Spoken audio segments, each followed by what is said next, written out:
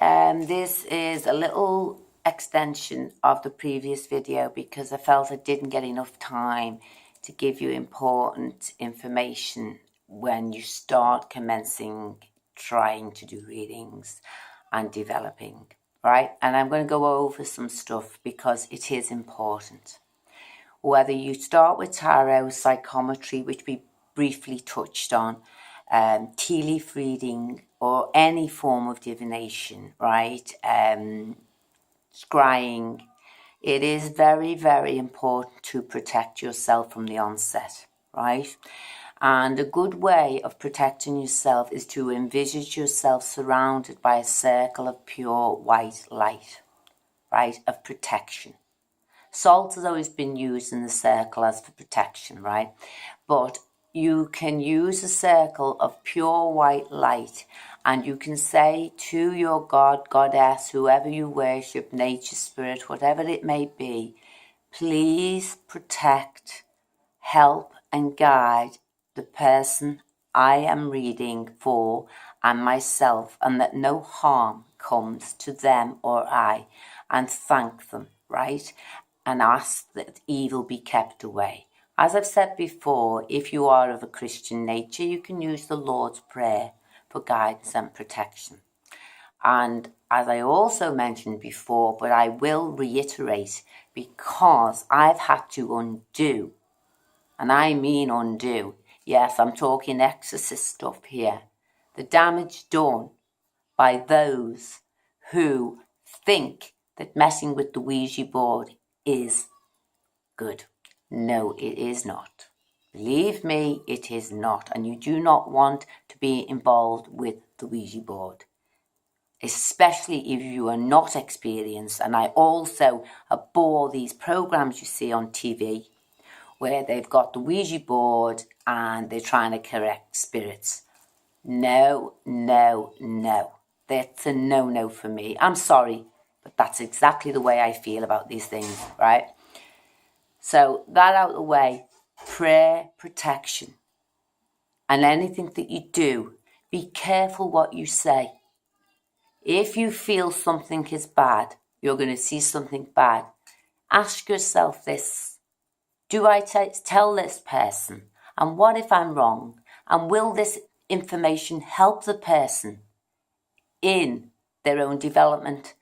Like I've said before, the hardest part is to tell the truth and yet protect from undue worry, right? Because I can tell you that person sitting in front of you will latch right onto that and they will worry themselves into the grave if you've said something wrong. So my advice to you is, if you're not experienced and you don't know what you're doing, say nothing, right?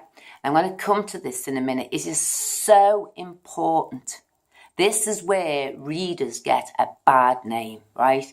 I personally do not read or tell people bad. And they say, well, I want to know the bad. No, you don't. No, you don't. You don't want to know the bad. Some things are best just let them unfold, right? Now, especially when it comes to tarot, right? And I was saying about, this is the second part. I'm going to go a little bit more into detail. You're all familiar with the tarot. They were in the James Bond films years ago, right? And there is symbolisms that you see on them, and they can be quite frightening, right? Now, classic one, the Death card, the Grim Reaper, right? Everybody sees that, panics. Who's gonna die, right? Well, this card doesn't mean death literally. It can, but it very often means transformation, death of the old way of life and birth of the new way of life. And where the cards fall within the reading, within the layout, will tell you exactly what it means. For example, this could be a very positive card. It could mean that there is some situation that has been really traumatic is coming to an end and it's making way for some good stuff to come into the person's life. And it is how you read that gives you the skill, right? And it's when you've got these, what I call mystic, fairground attraction readers, who really get on my nerves, who really get my goat, right? And put the fear of God into people when they don't know what the hell they're talking about, right? And they will frighten somebody by telling them something really downright nasty, basically playing God, right? And I'm going to say to you, don't fear the Reaper. There's a song in that, isn't it, right? And another card is the Tower. Now, this is quite a frightening card. It's also a very powerful card, right? Now, what you have to bear in mind is the tarot originated from the 14th century in Italy, where they were played as a parlour game. And then from them, we got our playing cards. But the tarot, the Tower, this card here, and you see a tower, and you see people falling from the death, and the tower is crumbling.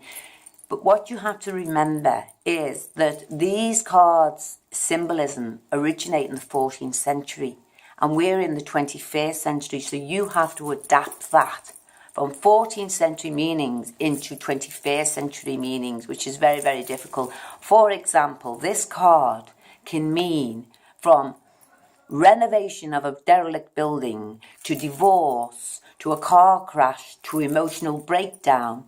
It can mean all those things, or it can mean the selling of a house. The real skill is interpreting the card correctly, right? Now we have another card that people are very scared of, and you'll see is the Devil. The Devil. This isn't a good card.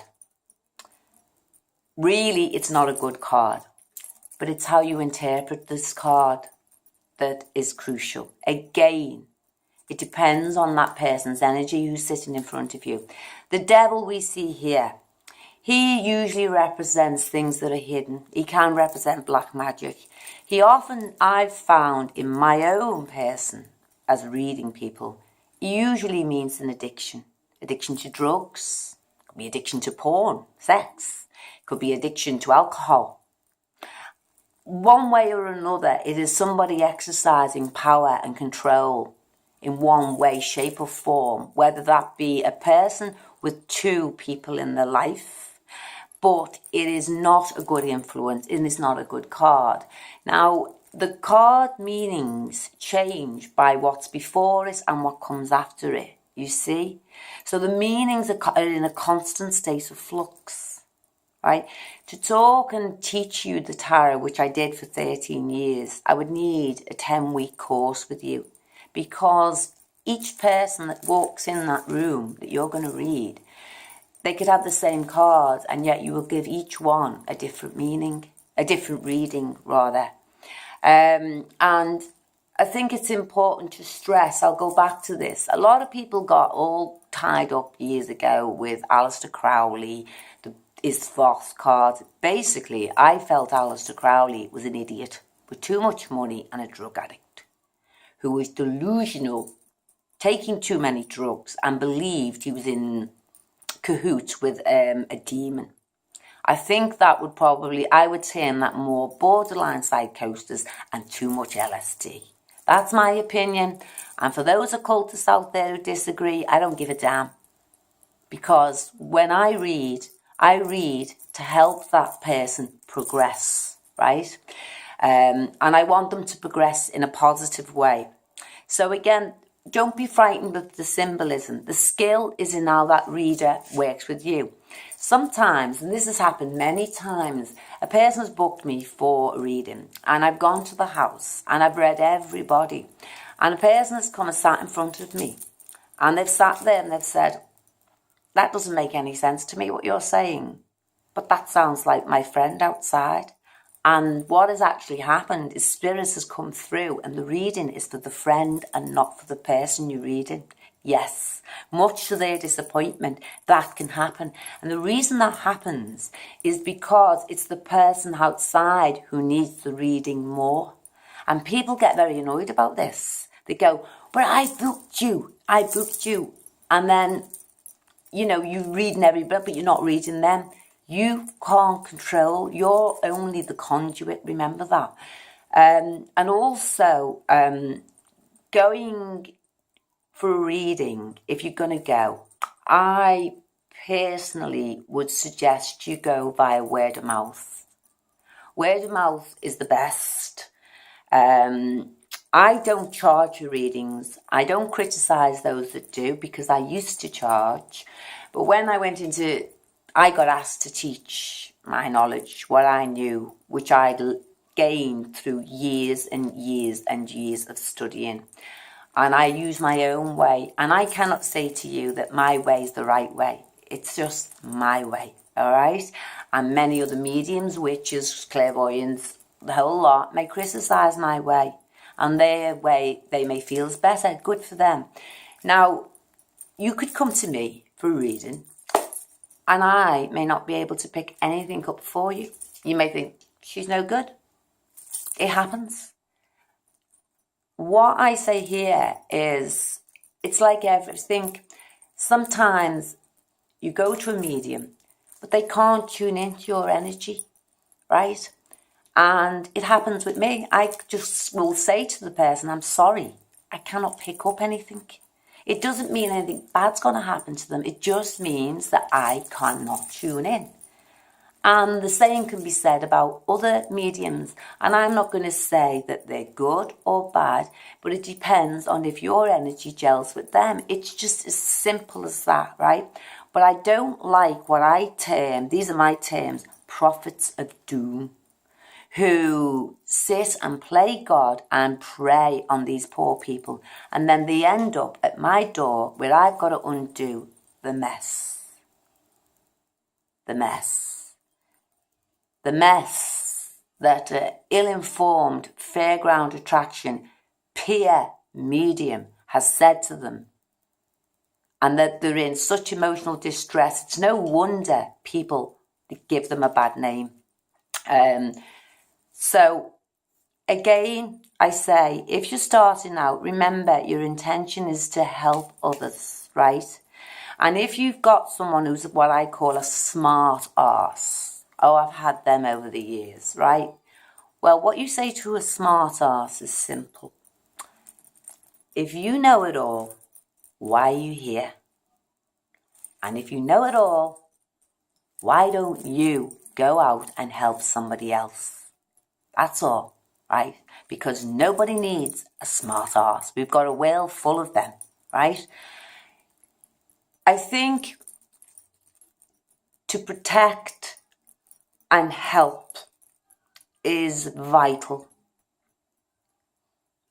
Your terminology, I think also as well, when you're reading, you find this, and I always say this, I will start the reading and you will not be allowed to speak, right? And I will say to you, you will not remember what I say. You will say, yes, I will. I've got a good memory. And I will say, no, you haven't. Then when I finish reading, I will ask you the very first thing I said to you. Nobody ever remembers the exact thing I said to them. You know why? Because your brain is too busy digesting what you can identify with. And the rest that you can't identify with, you dismiss. Well, that's why it's very, very important to record your reading. And if you record your reading, then all the things that you can't digest, because I speak very, very fast when the images come through, when you play it back 6 months later, you will be amazed at what you didn't think would happen, how it's unfolded, right? And I also recommend that you only have a reading maybe once or twice a year. Don't go chasing readers. It's just not worth it, right? Just 2 a year at most. That's my opinion, right? Again, start simple. It doesn't have to be fancy to be effective, right? So start with the Morgan Greer or the Rider-Waite Tarot, if that's what you're drawn to. Want a little bit of practice? Start with psychometry. Or, I've got this little, somebody bought me this, and the guy bought me this, paid £1 for it. It was a joke. It's a total septic, right? And it's a cup with star signs, and it's for tea leaf reading, right? I've never used it. It's got a 3-leaf clover in it as well, right? You could start reading the tea leaves.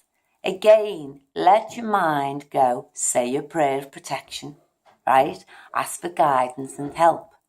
And the more and more you practice, I cannot emphasize this, you will only get out what you put in. I didn't get to this stage doing nothing.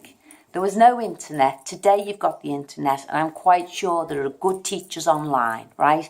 But I don't really think you should part with money, as I've stated before, right? You want good guidance and what feels right for you. That's my little daughter in the background. She has autism. So I'm going to cut it short for now. I hope that's been a bit more informative. Remember, no Ouija, protection, and do it in the name of love. Love, not ego. And stay away from them cold readers and those fairground attractions. Be well, and until the next time, see you soon. Bye.